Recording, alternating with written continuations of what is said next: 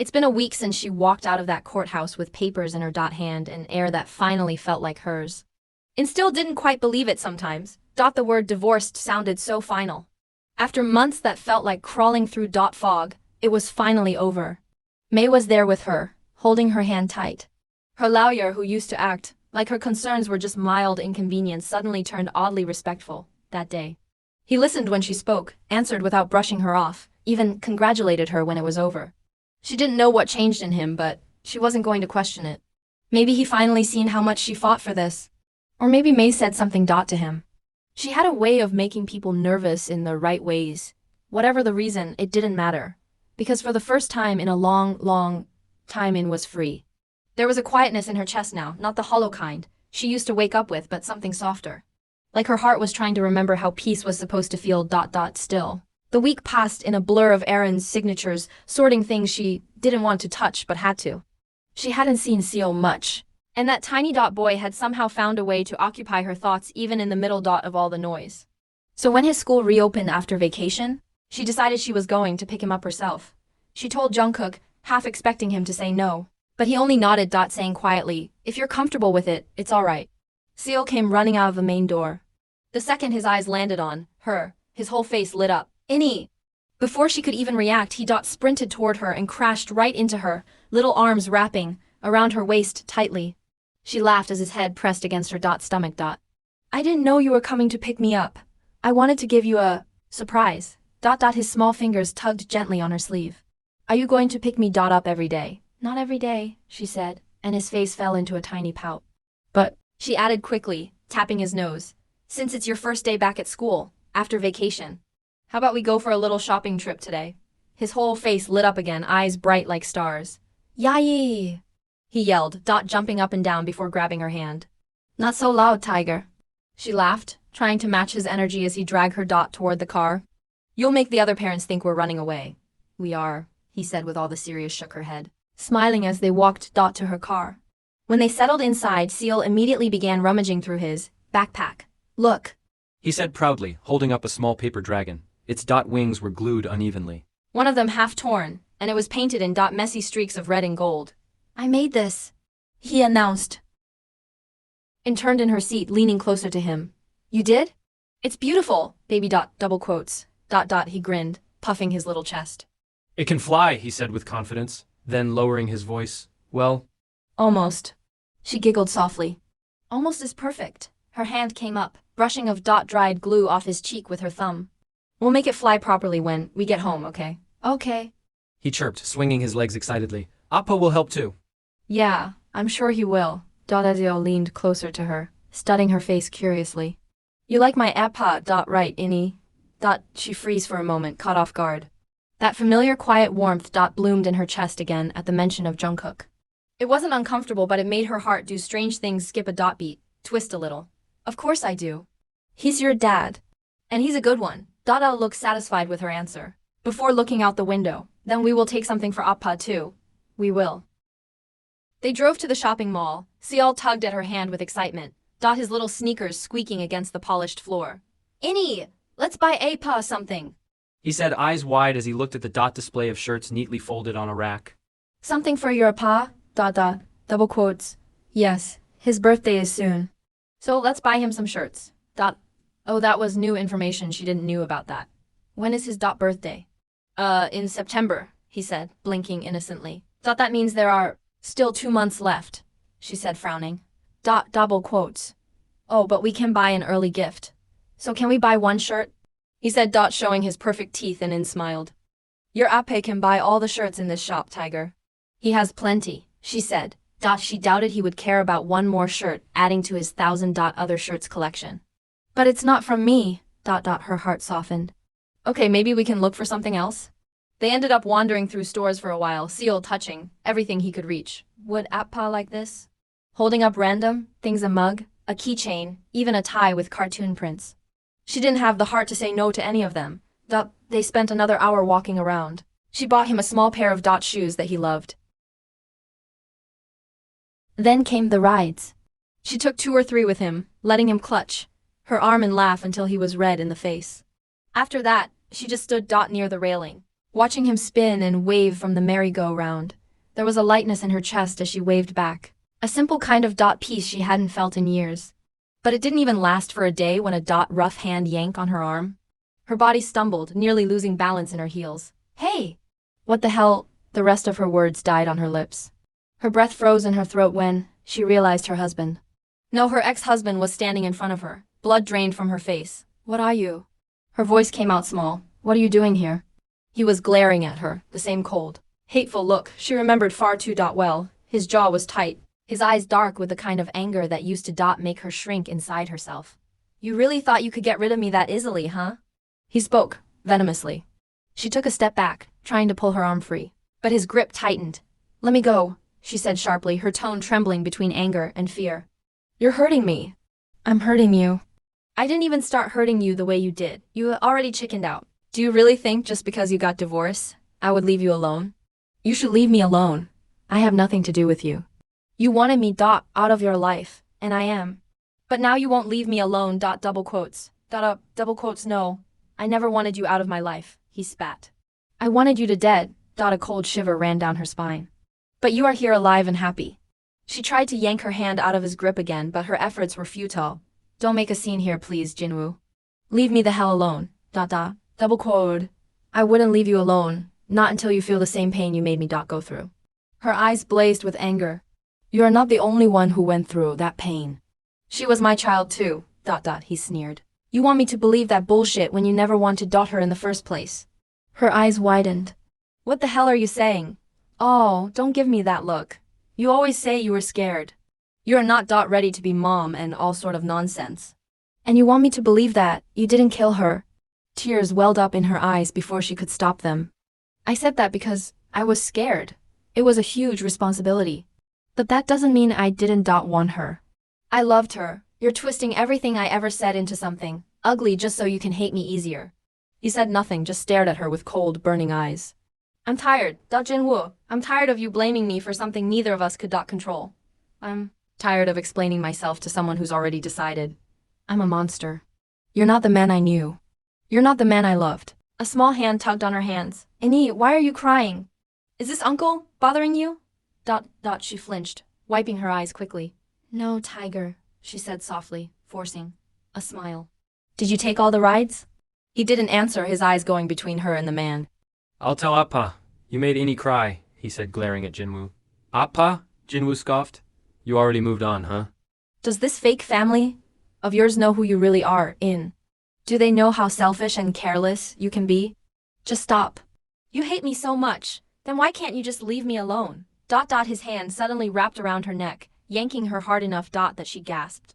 His grip was painful now, his knuckles white. I told you, he said, stepping closer again, because you don't deserve peace. Let go, she said through gritted teeth, wincing. Don't touch her, Seol spoke loudly, pinching Jinwoo's legs hard. Leave Annie alone. Everything happened fast after that. Jinwoo's eyes flashed in anger. You little, and then he slapped Seol across the cheek. She froze for a second before shoving Jinwoo back hard. As she screamed, Are you insane? He's a child. People were starting to turn, heads shifting toward them. But she didn't care. She crouched quickly, pulling Seol into her arms.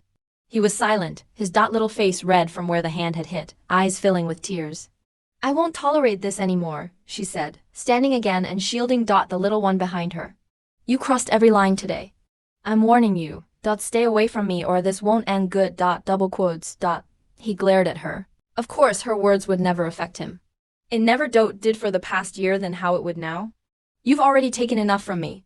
You're not taking anything else. Double quotes. Holding Seol close as she walked away quickly, ignoring the stares around them. Seol tiny fingers clung to her shirt. It's okay, Tiger. I've got you. I'm sorry. Behind her, Jinwoo didn't follow this time. But she didn't care what he does. She just kept walking, her heart pounding painfully in her chest, not just from fear, but from the heavy, bitter ache of knowing that some ghosts never stop chasing you. Even when you think you finally escaped, she was fooled to believe that after divorce she got freedom. It didn't take long for Jungkook to find out, how could it? There wasn't a single thing in this world that could stay hidden from him when it came to his son. Seol came into his study, head lowered. At first Jungkook thought he was tired or maybe cranky after school, but then the bright red mark on his cheek And Jungkook was already on his knees in front of his son. His palms gently cupped Seol's tiny face, turning it toward the light. Who hurt you? He asked once, but when his son didn't say anything. Seola, who did this to you? And Seol told him. From the beginning to the end how they went to the mall, how they met that man, how he yelled at In, how he grabbed her. And how when Seol tried to stop him that man slapped him. I didn't mean to, he was shouting at Inni. And I told him to stop, and he hit me. He was angry. He said bad things to her. His blood was boiling though he appeared calm in front of his child. He stood up slowly. Where is In? In the guest room. I think she said she wanted to grab her bag, Seol said, wiping his nose with his sleeve. He turned towards the door, but then Seol's little voice stopped him again. Appa. Are you angry with Inni? Jungkook shook his head, crouching again to meet his son's eyes. No, I'm angry because that man hurt both of you. He kissed the top of his head as he sent Seol to his room after that, told him to rest, that he'd take care of everything when the door closed behind his son. The calm vanished, that bastard. That son of a bitch laid a hand on his kid. He tried to be patient, tried to stay out of her mess because he knows she doesn't want him to get involved. Sometimes being the good man when you are not doesn't do any good. Sometimes people like that man only understand one kind of language, and he is going to teach him that. His steps were heavy as he made his way down the hall, every muscle in his body tight. He hadn't even realized he was clenching his jaw until the ache spread to his temples. The first thing he noticed when he walked into the kitchen was Mrs. Wang's worried voice. The way she always got when she was scolding someone she genuinely cared about. Sit down. And you're not going anywhere in that state. And was standing by the counter, clutching her bag to her chest like she could disappear into it. I'm fine. Let me see that bruise. It's nothing really. Nothing my foot. Sit down before I make you double quotes. D could hear the small whine in her voice as she finally gave in and sat down on the stool. Her shoulders sinking, Mrs. Wang was rummaging for the first aid box. But she finally noticed him standing there. Ah, son, thank goodness. Please talk to her. She's refusing to let anyone help double quotes. His eyes didn't leave in as he watched her getting stiffened in her place. Halimony. Ella, take care of it. You can leave us for a moment. The older woman hesitated, glancing between them, then gave in hand a firm pat before leaving the room with a muttered sigh. The silence that followed was so much that even taking breath was getting difficult. It immediately tried to stand. I should go. Sit down, he said, and her eyes met his. He let out a little sigh before saying, please. Her gaze immediately dropped down, and she slumped back in the chair, but her shoulders were still stiff. He knew how much she hated the authoritative tone of his, and he was trying not to use it when it comes to her. But right now his control was hanging by a thread. He stepped closer, the sound of his boots dull against the tiled floor. From this close, he could see the exhaustion written all over her face. The pale color of her skin, the bruises on her skin.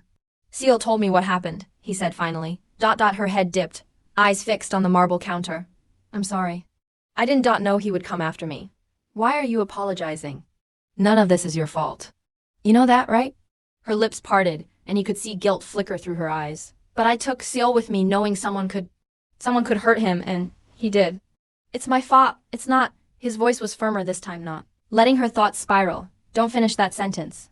He moved to the counter, grabbed the ice pack Mrs. Wang had left, and came back to her. His eyes trailed over the bruises that painted her skin, her neck, her wrist. Every one of them made something burn behind his ribs. He exhaled slowly through his nose. Can I? He asked quietly. She blinked, confused at first, until she saw where his gaze had dropped, the bruise near her neck. Her hesitation was small, barely there, but then she nodded. She didn't look up. She never did. And that was the thing that drove him insane, not because of ego, because it wasn't fear.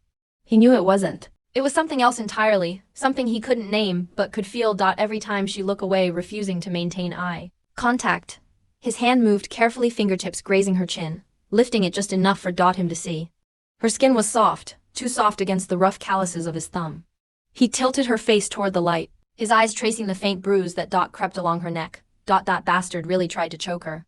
He bit the inside of his cheek hard, enough to taste iron. It'll be cold. He pressed the ice pack gently against the bruise. She flinched at the contact, eyes closing instantly at the shock of it. Her lips parted with a sharp breath. Sorry. It's fine. Wasn't prepared, she whispered. He watched her lashes flutter, fingers twitched as if she didn't know where to rest them. His thumb brushed lightly under her jaw to steady her, and she didn't move away. Why you keep doing that? he said quietly after a moment. Her brows drew together. Doing what? Letting him hurt you. I know you could fight him off if you really want to. Double quotes. Her eyes flickered down, her jaw tightening. She didn't answer, didn't defend herself.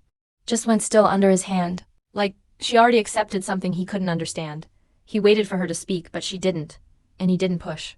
It wasn't his place to force it out of her. So he let the silence swallow his question, even though part of him burned to know why she ever let someone like that touch her in the first place. Just so, you know. I won't hold back this time. Someone needs to put him in his place, he said. And unfortunate for him, it's me who's going to do that. She looked up fully this time, meeting his eyes. I won't stop you. If it was just me, I would have told you to leave it. But he hurt your son. You can punish him, however you want. Oh, that I plan to, he reassured her. He lifted the ice pack away from her skin and extended his hand for her arm, but she shook her head. I can do it. He stared at her for a second. The refusal wasn't new. She always pulled back when someone tried to take care of her. But still, it rubbed against that part of him that didn't like seeing her hurt and pretending she wasn't. Even when he stepped back, he stares at her wrist anyway. I wanna, he started, then stopped halfway. His jaw flexed and he exhaled sharply, looking away, for a second. There were too many things he wanted to say. Too many things caught behind his teeth that he didn't know how to let out without breaking something fragile between them. I'm not doing this only for my son, he said finally. Her eyes lifted immediately, uncertain, questioning. He held her gaze just long enough for her to know he meant it. But before she could ask anything, before he said something that would complicate things further, he turned away. She didn't know what Jungkook did to Jinwoo, but she didn't see him again. Not for 2 weeks. When she finally asked, Jungkook had only said, he won't ever disturb you again. Double quotes.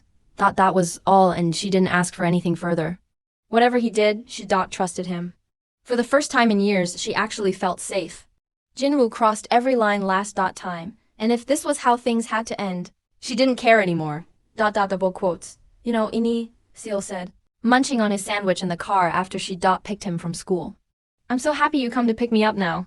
She brushed his hair out of his face. Yeah? Why's that? He chewed on his snack for a moment, thinking. Because everyone's mom or dad comes to pick them up.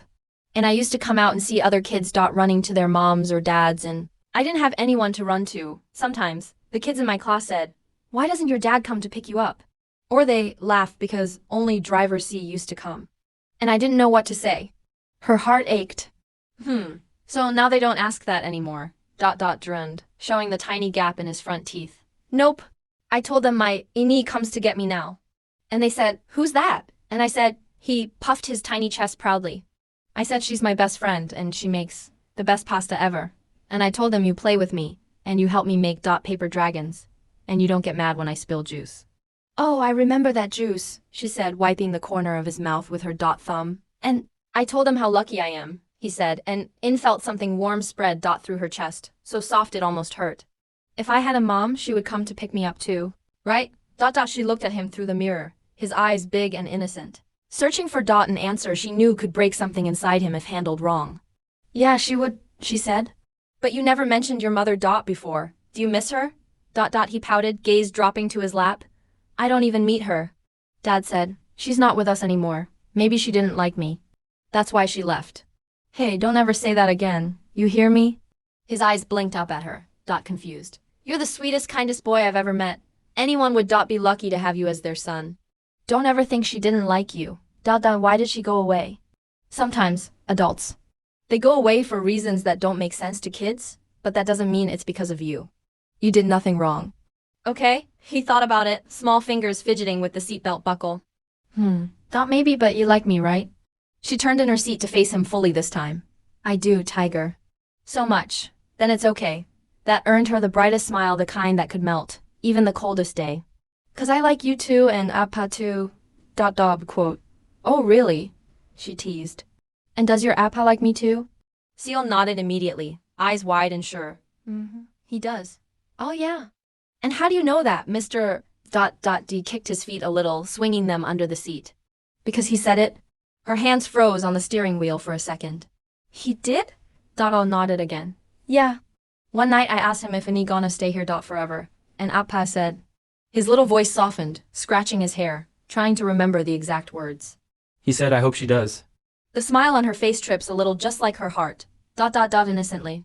And he said you make the house feel warm, and I think that means he likes you. She turned her face slightly toward the window, hoping the small smile tugging on her lips would hide the sudden rush of warmth spreading through her chest. Did he now? So, see? He likes you. I like you, that means you're part of us now, right? She smiled, swallowing the lump in her throat. Maybe. And she didn't say anything more after that. The opportunity to ask about Seol mother came sooner than she expected. Yn didn't plan to really. But the thought was lingering ever since Seol mentioned her. Now, sitting near the fountain in the quiet of the night, she was wondering why. The water was cold against her fingertips as she lazily swirled them in small circles. Lost somewhere? She turned slightly. Jungkook was standing a few steps away, sleeves rolled up, dipping his whole hand into the fountain. He flicked the water off, droplets catching the light before disappearing. Even that simple motion careless. Easy had something disarmingly graceful about it. Yeah, just thinking about stuff. Double quotes. Brow. He raised an eyebrow. Dangerous habit.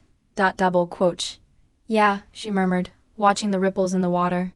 He stepped closer, hands slipping into his pockets. Mind sharing some of those thoughts? She hesitated, glancing at him. It wasn't unusual for him to start conversations like this. Sometimes he asked things just to make sure they aren't sitting in most uncomfortable silence. Seol was saying something earlier, she began, twisting her fingers together. He said he's happy I'm the one picking him up these days. I'm not surprised, Jungkook said simply. Leaning back against the stone railing. You're not? He shook his head once. He's always happier around you. Double quotes. She let out a soft breath through her nose, unsure what to say to that, he said. If his mom were here, she would come pick him up too. That made Jungkook's head turn. His expression didn't change much. Maybe just the smallest flicker in his eyes, but she caught it anyway. He said that? He asked. He told me one of the boys at school said that her mother hates her. That's why she left. And I think he believed it for a while. His jaw flexed once, his gaze somewhere far beyond the fountain. Then he exhaled, low. He didn't share it with me. Usually he does. He probably didn't want to upset you. He didn't, T replied. If you don't mind me asking, where is she? His head turned toward her then, his eyes meeting hers. You're not usually curious about things like that. I know, but after he mentioned it was bothering me. I'm sorry, I shouldn't have asked. It's fine. You don't have to apologize. I didn't mean to pry. He shook his head. You didn't. And she is dead. She froze, the words sinking in. Oh, I'm sorry. He gave a small shake of his head. Don't be. It's been years. He didn't answer when he did. His tone was almost detached. Though she wasn't supposed to die that night. Double quotes. Dohwan, confused. What do you mean?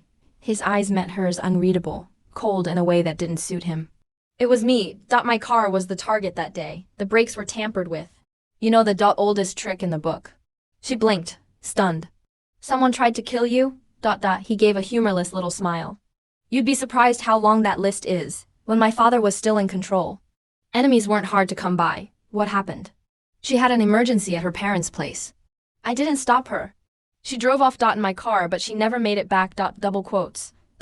For a while, there was silence between them. The fountain sound occupied, the space that neither of them wanted to fill. You must miss her, she finally said. It was tragic how Seol never got to feel mother love.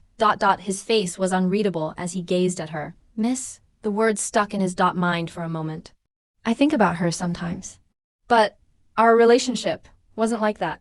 She stayed silent, not knowing what that was supposed to mean. Dunced the stone and sighed. Our marriage was for the sake of two families. It was a convenient alliance, more for an heir. Nothing else. So it was arranged. Double quotes, something like that, he said, rubbing the back of his neck. We were 20.2, strangers really, polar opposites. But somewhere in between all that arguing, pretending, trying to make it work, we started to understand each other. Maybe not love, but respect, peace at least. He sighed, eyes drifting toward the mansion lights in the distance. But she was a good woman. She didn't deserve how things ended. His jaw flexed slightly, eyes lowering to the water again. The reflection rippled, breaking apart his own face. I don't know what to say. I don't even know where to start. What am I supposed to tell him? That she died because of me? That his mother's death was meant for his father? She didn't respond. And he went on quietly, almost like he was thinking out loud now. I raised him trying to fill that space so he wouldn't feel the absence. He exhaled, shaking his head. But kids. They always know when something dot missing, don't they? She watched him quietly, his eyes never really left the flowing water. Like it, held answers he couldn't express aloud, and the way his face appeared more dot composed than his words. Why does it feel like you blame yourself for her death? She said quietly. Slowly, he raised his eyes to meet hers. There wasn't anger in them, just something deeper, older. He studied her for a second before exhaling. It used to, his tone was straightforward rather than icy. It used to be easier to blame myself. It gave me something to hold on to. Something to punish myself for. He paused, fingers brushing along the stone edge of the fountain. It got worse when I realized I didn't even know how to take care of Seol. There were people around, people who would have done it for me, but I couldn't let them. He's my son. My responsibility. And I couldn't hand that over to anyone else, no matter how bad I was at it. He exhaled slowly, but now, I'm at peace with it. Maybe it took too long, but I am. But then again, some things are written the way they are. No one could have changed what was bound to happen. Just stayed still. Her fingers frozen halfway over the water. The faint ripples disappeared, leaving the reflection of the moon clear again. Peace. The word echoed in her mind like something unreachable, because she knew that kind of guilt. The kind that wakes you up in the middle of the night and whispers you could have stopped it. The kind that doesn't let you breathe sometimes. She thought of her child, the one she never got to hold. The one whose name still hurt to say, and then of the man who told her it was her fault. That her body failed. That she killed their baby. There were nights she believed him. Nights she wished she hadn't survived either. I can tell, he said quietly. You're carrying something too. Double quotes. Her eyes flicked up at him, startled. What? Guilt, he said simply. It eats you from the inside even when you pretend you've made peace with it. She froze. It felt like someone had peeled her open without warning, and she hated how easily he saw through her. You should forgive yourself for it. Double quotes. She stared at him at the calm look in his eyes. She blinked, feeling something sting behind her eyes. She turned her head slightly, hiding it before he could notice but he already did. And for the first time, it wasn't the guilt that made her chest ache, it was the strange comfort in knowing that someone else understood exactly how she feels.